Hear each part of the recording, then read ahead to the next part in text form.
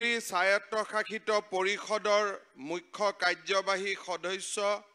মাধৱ দেউৰী ডাঙৰীয়া, ঠেঙাল-কছাৰী স্বায়ত্তশাসিত পৰিষদৰ মুখ্য কাৰ্যবাহী সদস্য কুমুদ কছাৰী ডাঙৰীয়া, মাজুলী জিলা পৰিষদৰ সভানেত্ৰী শ্ৰীযুতা পাপু হাজৰিকা ডাঙৰীয়ানী, মাজুলী সাংস্কৃতিক বিশ্ববিদ্যালয়ৰ উপাচাৰ্য ডক্টৰ ডম্বৰুধৰ নাথ ডাঙৰীয়া, মাজুলী জিলাৰ উপায়ুক্ত শ্ৰী পুলক মহন্ত ডাঙৰীয়া,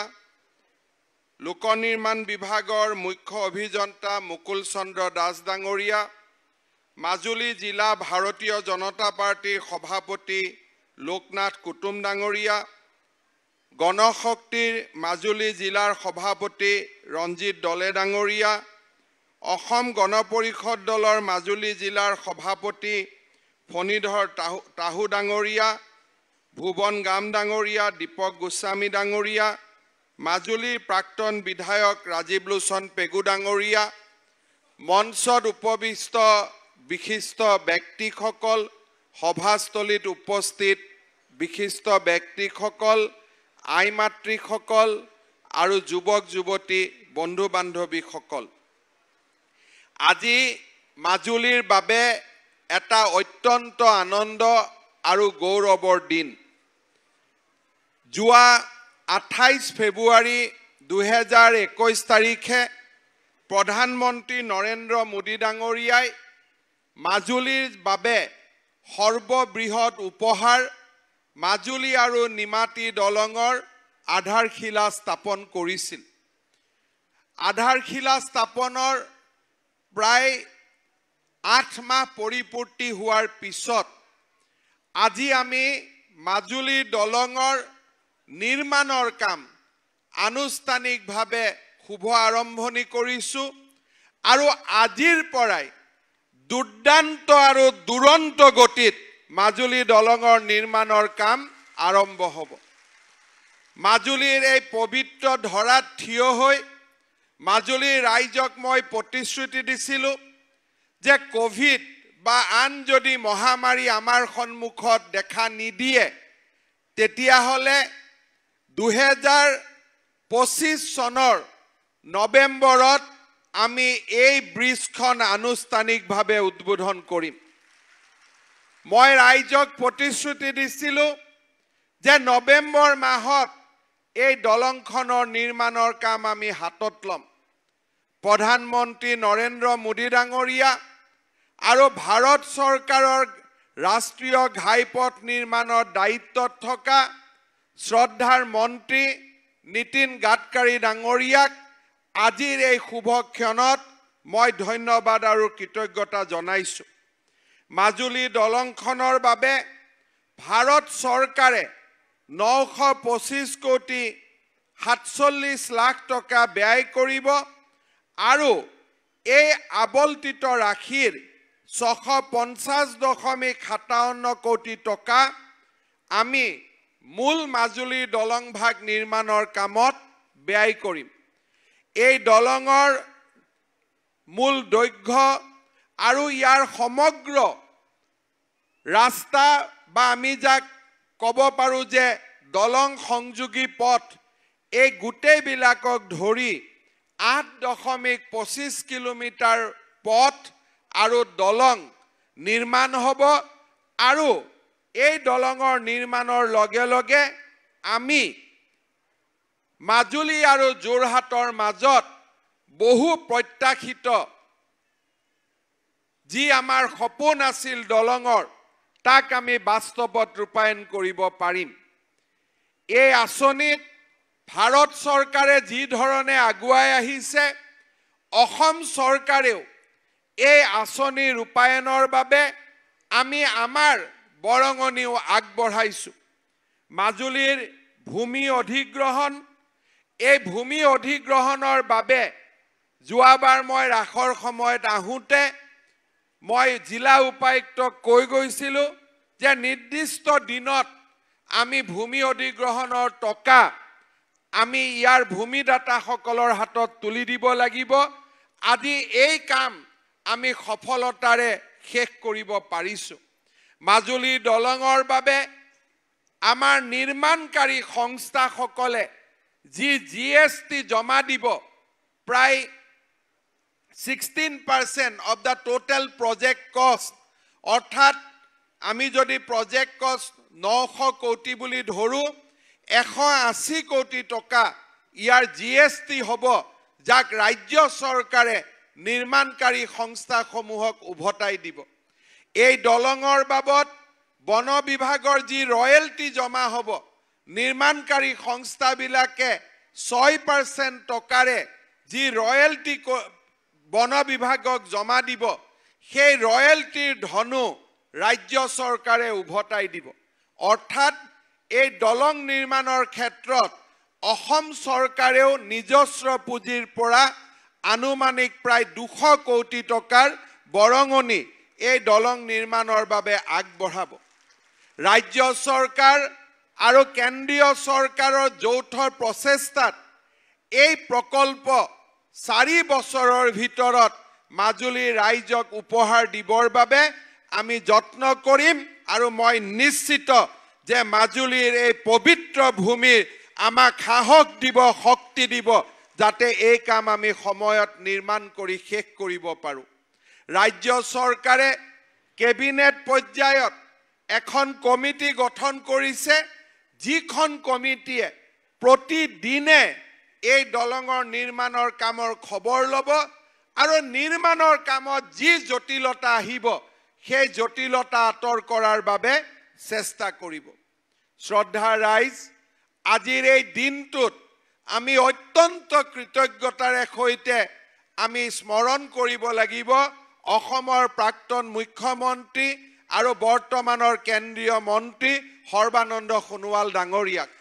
তেখেতৰ প্ৰচেষ্টাত আৰু তেখেতৰ আশীৰ্বাদত আজি আমি এই দিনটোত উপবিষ্ট হৈছো মই সৰ্বানন্দ সোণোৱাল ডাঙৰীয়াক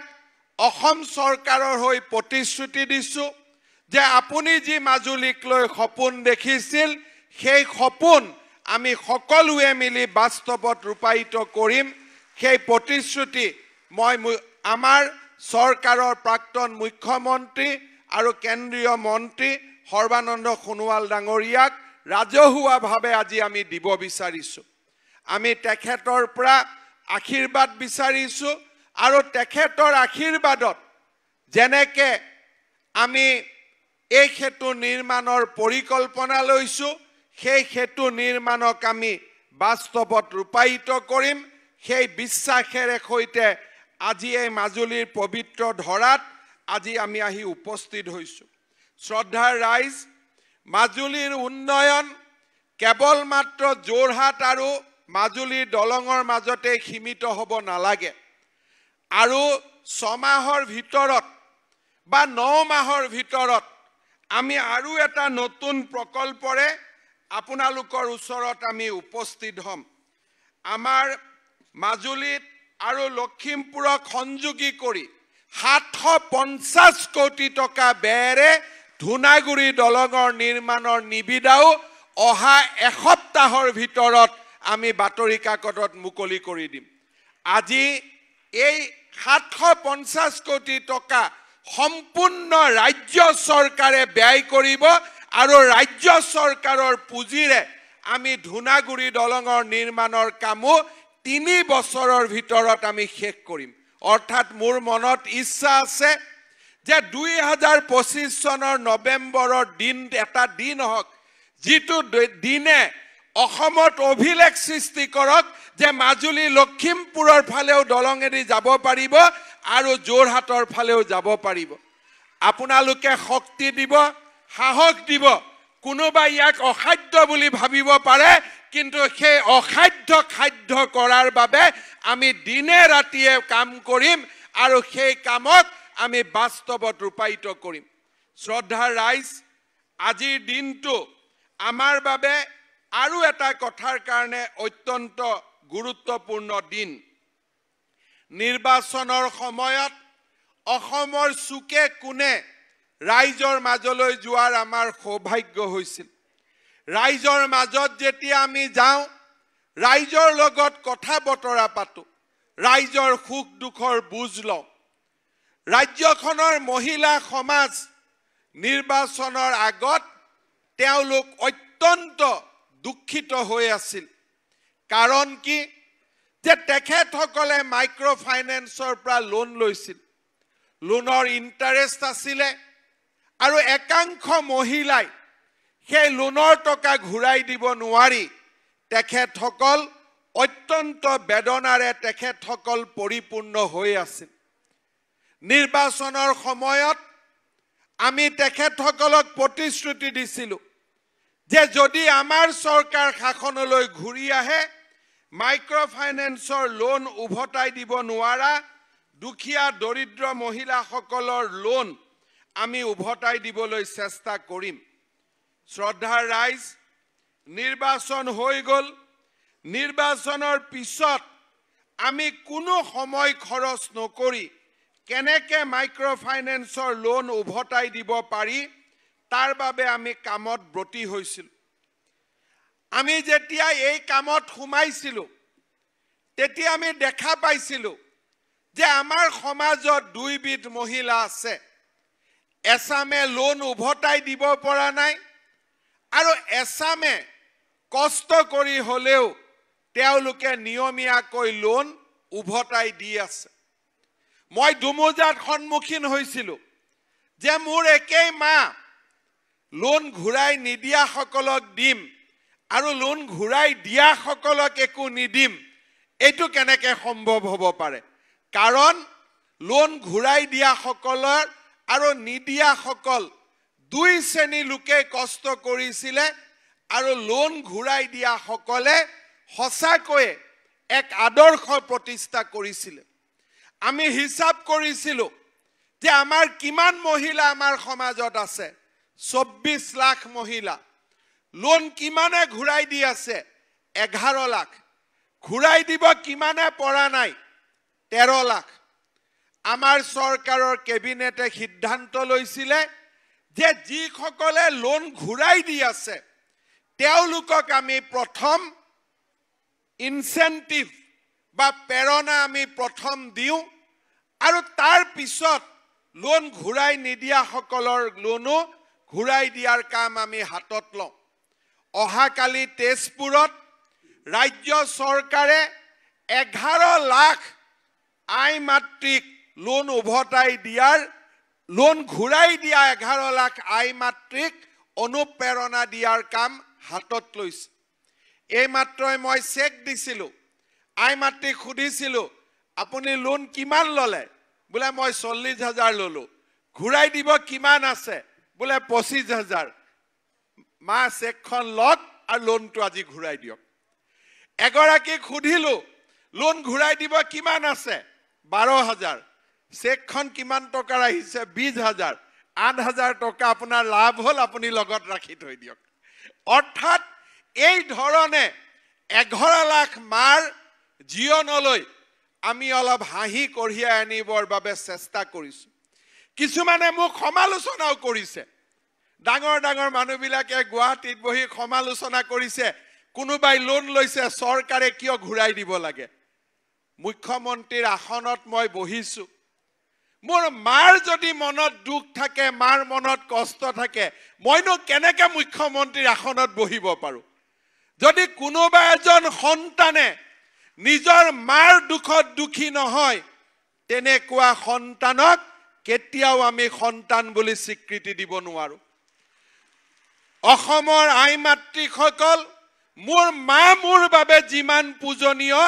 অসমৰ প্ৰতিগৰাকী আই মাতৃ মোৰ বাবে সিমানেই পূজনীয় মই যোৱাকালি তেজপুৰত কৈছিলোঁ যে আমিনো আহিলোঁ ক'ৰ পৰা আমাকতো ভগৱানে ডাইৰেক্টলি লেণ্ডিং কৰাই দিয়া নাই মাৰ পেটেদিহে লেণ্ডিং হৈছোঁ মাৰ পেটেদিহে আমি আহি উপস্থিত হৈছোঁ সেইকাৰণে মই মোক যিসকলে সমালোচনা কৰে তেওঁলোকক মই ক'ম যে আপোনালোকে মোক যি কয় ক'ব কিন্তু অসমৰ প্ৰতিগৰাকী মাৰ চকুৰ পৰা চকুলো মচি দিয়াৰ দায়িত্ব মোৰ আছে আৰু সেই দায়িত্ব আমি গ্ৰহণ কৰিম তাত আপোনালোকে মোক চাই বেয়া পায় ভাল পায় তাত মোৰ কৰিবলগীয়া একো নাই মই মোৰ ৰাস্তাত গৈ থাকিম কাৰণ মই জানো মোৰ মা যদি সন্তুষ্ট হয় তেওঁলোকৰ আশীৰ্বাদে অসমখনক শস্য শ্যামলা কৰি তুলিব,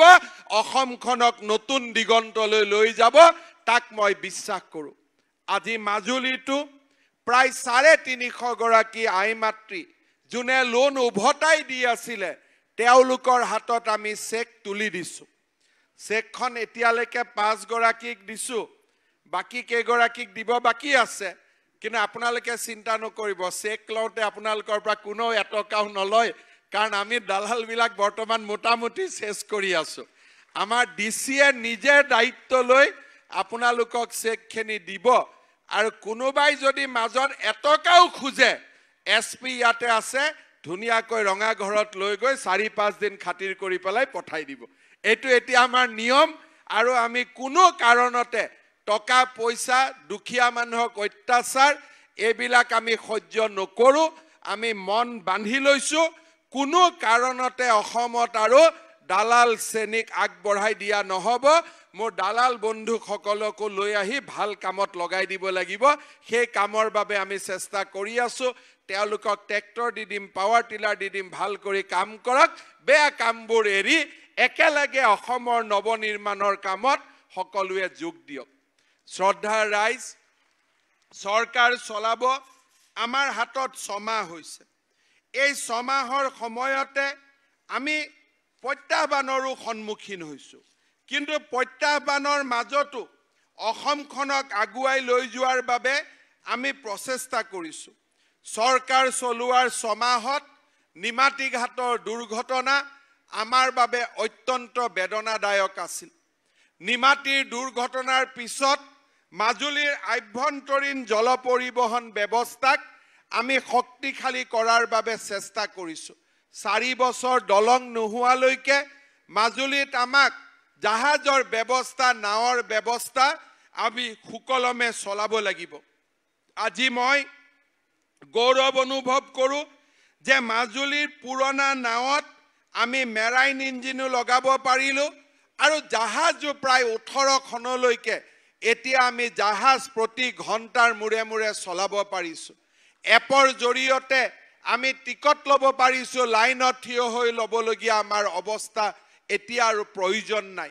মই DC মহোদয়ক নিৰ্দেশ দিছোঁ যে য'ত যেনেকুৱা অভাৱ অভিযোগ আমি দেখোঁ, নিৰন্তৰভাৱে চৰকাৰৰ লগত কাম কৰি যাতে মাজুলীৰ কোনো লোকে পৰিবহণ ব্যৱস্থাৰ ক্ষেত্ৰত তেওঁলোকৰ যাতে অভাৱ অভিযোগ নাথাকে, তাৰ বাবে যেন তেওঁলোকে ব্যৱস্থা কৰে। শ্ৰদ্ধাৰ ৰাইজ, আজি মাজুলীৰ আপোনালোকৰ মাজলৈ অহাৰ আগতে মাজুলীৰ ইণ্টিগ্ৰেটেড DC অফিচৰ এটা পাৰ্ট আজি আমি আনুষ্ঠানিকভাৱে মুকলি কৰিছোঁ। অৰ্থাৎ মাজুলীলৈ কাম কৰিবলৈ অহা চৰকাৰী বিষয়া, বিশেষকৈ ADC, মেজিষ্ট্ৰেট, পুলিচ, তেওঁলোকে যাতে ভাল কোৱাৰ্টাৰত থাকিব পাৰে, তেওঁলোকৰ বাবে নিৰ্মাণ কৰা কোৱাৰ্টাৰো আজি আমি মুকলি কৰি দিছোঁ। অহা বছৰটোৰ ভিতৰত আমি আৰু কেইটামান কাম মাজুলীৰ বাবে কৰিব বিচাৰিছোঁ। মাজুলীৰ পলিটেকনিক, মাজুলীৰ মডেল কলেজ, মাজুলীৰ সাংস্কৃতিক বিশ্ববিদ্যালয়, মাজুলীৰ জিলা উপায়ুক্তৰ কাৰ্যালয়, এই গোটেইবিলাক 2024 চনৰ যাতে পাঠ্যক্ৰম আমি আৰম্ভ কৰিব পাৰোঁ, সেই ধৰণে আমি গোটেই কামবিলাকত পুঁজি আবণ্টন দিছোঁ। নিৰ্মাণ কামক আমি নিজে চোৱা চিতা কৰিছোঁ। কোনোবা প্ৰকল্প এবছৰ, কোনোবা 2 বছৰ, এই ধৰণে মাজুলীৰ নিৰ্মাণৰত প্ৰত্যেকটো প্ৰকল্পকে আমি সময়ত শেষ কৰাৰ বাবে আমি কাম হাতত লৈছোঁ। শ্ৰদ্ধাৰ ৰাইজ, যোৱা 6 মাহৰ ভিতৰত আমি মানুহৰ, বিশেষকৈ ৰাইজৰ ৰাজহ বিভাগৰ ওপৰত থকা সমস্যাবিলাক সমাধানৰ বাবেও আমি গুৰুত্ব দিছিলোঁ। মিছন বসুন্ধৰা আমি আৰম্ভ কৰিছিলোঁ যে মানুহৰ যদি কাৰোবাৰ আবল্টিত মাটি আছে, তেওঁলোকে এটকাও নিদিয়াকৈ মাটিখিনি ম্যাদী পট্টা কৰি লওক। কাৰোবাৰ যদি একচনীয়া মাটি আছে, তেওঁলোকে ম্যাদী কৰি লওক। কাৰোবাৰ যদি এজমালি পট্টা ভাগ কৰিবলগীয়া আছে, তেওঁলোকে ভাগ কৰি লওক। কাৰোবাৰ যদি এড্ৰেছ বদলাবলগীয়া আছে, তেওঁলোকে এড্ৰেছ বদলাই লওক। আৰু এটকাও খৰচ নকৰাকৈ আমাৰ সাৰ্কেল অফিসে এই কামবিলাক কৰি দিব মিছন বসুন্ধৰা আঁচনি আমি ৰাজ্যখনত আৰম্ভ কৰিছিলো যোৱাকালি ৰাতিলৈকে 3,82,000 ৰাইজে মিছন বসুন্ধৰাৰ বাবে আবেদন কৰিছে মই অত্যন্ত গৌৰৱ অনুভৱ কৰো যে মাজুলীটো 3,091 জন ব্যক্তিয়ে মিছন বসুন্ধৰাত নিজৰ মাটি বাৰীৰ কাম নিষ্পত্তিৰ বাবে আবেদন জনাইছে দেউতাক মাকৰ মৃত্যুৰ পিছত উত্তৰাধিকাৰীৰ নামত মাটি নামজাৰি কৰিবৰ বাবে 1423 গৰাকী ব্যক্তিয়ে আবেদন কৰিছে ৰিক্লাসিফিকেশন অৰ্থাৎ কৃষি ভূমি উদ্যোগ ভূমি কৃষি এই ৰিক্লাসিফিকেশনৰ কাৰণে 31 গৰাকী ব্যক্তিয়ে আবেদন জনাইছে মাটিৰ ভূমি সংশোধনৰ বাবে 4 গৰাকী ব্যক্তিয়ে আবেদন জনাইছে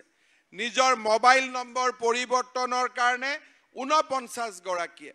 ল্যান্ড এলটমেন্ট আবল্টিত মাটি থকা মানুহে মেডি পট্টাৰ বাবে 464 গৰাকী ব্যক্তিয়ে আবেদন কৰিছে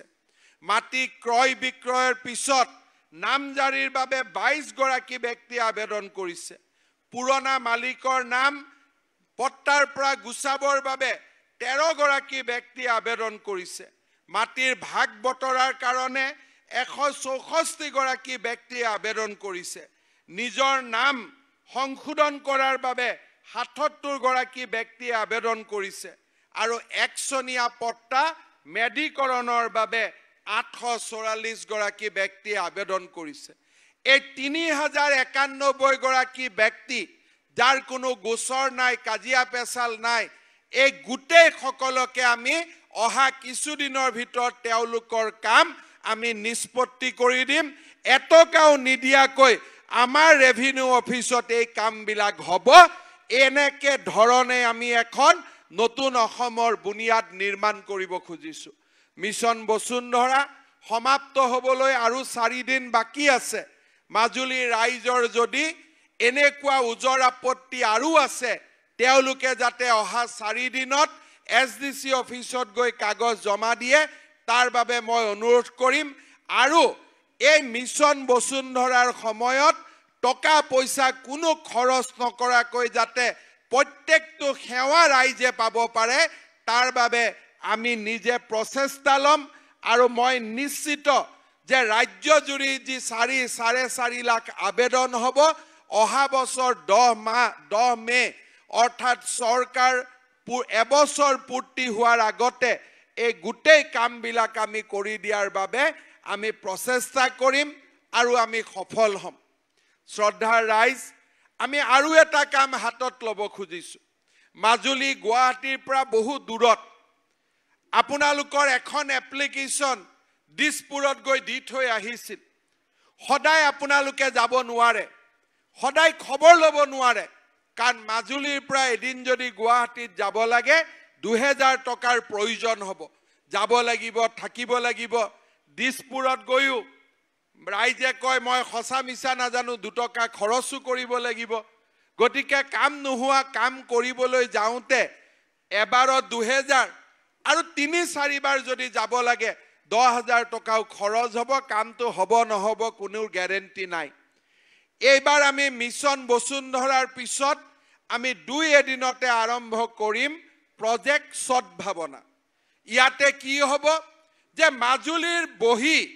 কম্পিউটাৰৰ জৰিয়তে আপোনালোকে দিছপুৰৰ ফাইল নম্বৰটো দি দিয়ক তাৰ পিছত আপোনালোকে যাব নালাগে ফাইলত যি কাম আছে তাক কৰি পেলাই উত্তৰ আপোনালোকক পঠাই দিয়াৰ দায়িত্ব আমি দিছপুৰত বহি থকা মন্ত্ৰীসকলে কৰিম আপোনালোক যাব নালাগে এনেকুৱা জৰুৰী নহয় যে প্ৰত্যেক কাম হাও হ'ব কিন্তু নাও যদি হয় তাৰো উত্তৰটো ৰাইজে পাব যাতে বাৰে বাৰে আৰু দিছপুৰত গৈ থাকিব নালাগে আমি মন্ত্ৰীসকল আপোনালোকৰ কাৰণে দিছপুৰত আছো আপোনালোকৰ ফাইলৰ কাম চোৱাচিতা কৰাৰ দায়িত্ব আমাৰ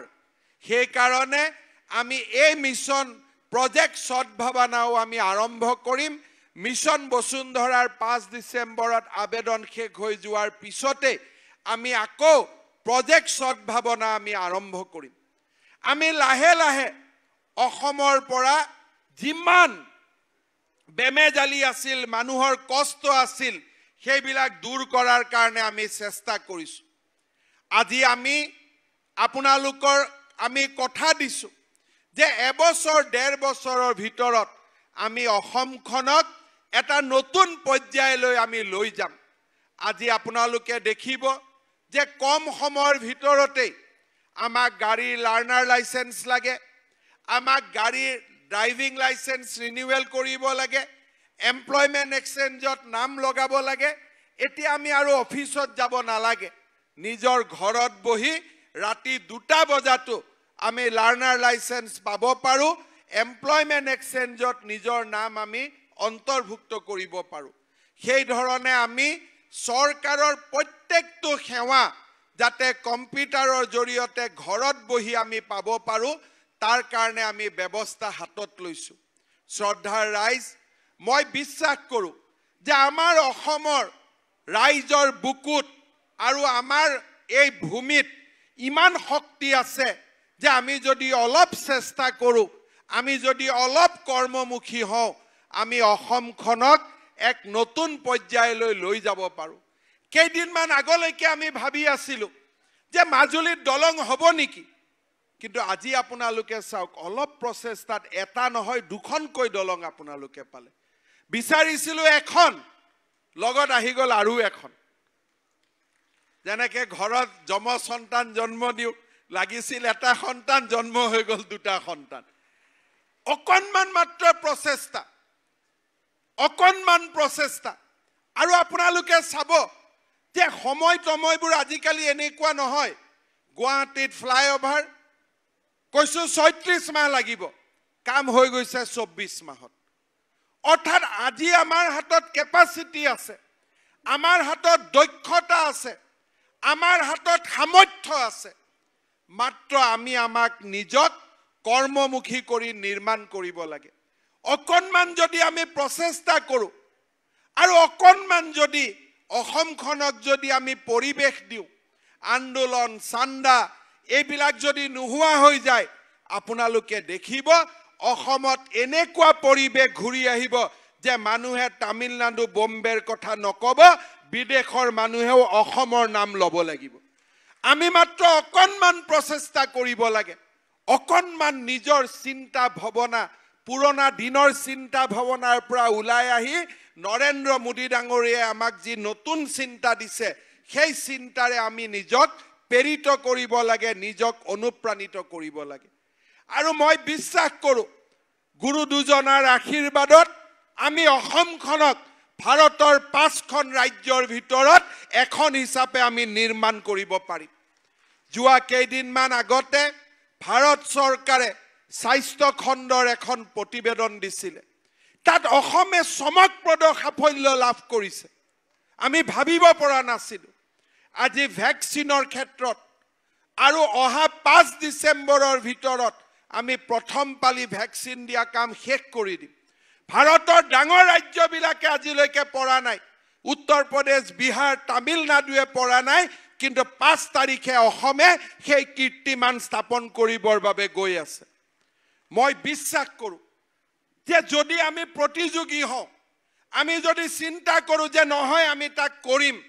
কৰিব পৰাৰ অযুত শক্তি আমাৰ শৰীৰত আছে, আমাৰ মানসিকতাত আছে। আমি মাত্ৰ পুৰণা গণ্ডিৰ পৰা ওলাই আহিব লাগিব। নেতিবাচক চিন্তাৰ পৰা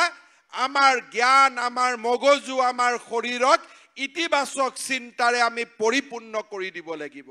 মই ভাবোঁ অসমৰ আধ্যাত্মিক জীৱনৰ কেন্দ্ৰভূমি মাজুলীৰ ৰাইজৰ আশীৰ্বাদত আমি এই ধৰণে আগুৱাই গৈ আমি আমাৰ ইস্পিত লক্ষ্যত উপনীত হ'ব পাৰিম।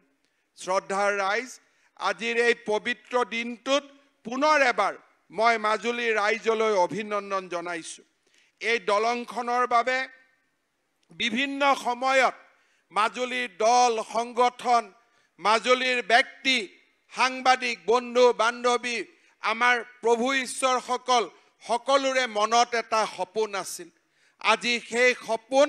বাস্তৱত ৰূপায়িত কৰাৰ পথত মই অকণমান হ'লেও অৰিহণা যোগাবলৈ পাই মই নিজেই গৰ্বিত অনুভৱ কৰিছোঁ। আৰু ৰাইজ, আপোনালোকক মই কথা দিছোঁ এই যি আশাৰে আজি আমি ইয়াত সমবেত হৈছোঁ সেই আশাক আমি সকলোৱে মিলি বাস্তৱলৈ ৰূপায়ণ কৰিম মাজুলীক অকল আধ্যাত্মিকতাৰে নহয় বিকাশৰো মাজুলীলৈ নতুন গংগা নমাই অনাৰ বাবে আমি কাম আৰম্ভ কৰিম আৰু আমি আমাৰ যাত্ৰাত সফল হ'ম পুনৰবাৰ আপোনালোকক ধন্যবাদ জনাইছোঁ দুই এদিনতে মোৰ মাজুলীত মই আকৌ কৈছোঁ যে যোৱা 6 মাহ মুখ্যমন্ত্ৰী দায়িত্ব লোৱাৰ পিছত 4বাৰ মোৰ মাজুলীত অহা হ'ল আৰু মই আহি থাকিম আপোনালোকে মনত এবাৰো নাভাবিব যে মাজুলীৰ বিধায়কগৰাকী মুখ্যমন্ত্ৰী নহয় মাজুলীৰ বিধায়কগৰাকী আগতেও মুখ্যমন্ত্ৰী আছিল আৰু এতিয়াও মুখ্যমন্ত্ৰীক আপোনালোকে হাতত পাই থাকিব সেই প্ৰতিশ্ৰুতিৰে মই পুনৰবাৰ আপোনালোকৰ শ্ৰীচৰণত সেৱা জনাই মই মোৰ বক্তব্যৰ সামৰণি মাৰিছোঁ ধন্যবাদ জয় হিন্দ বন্দে মাতৰম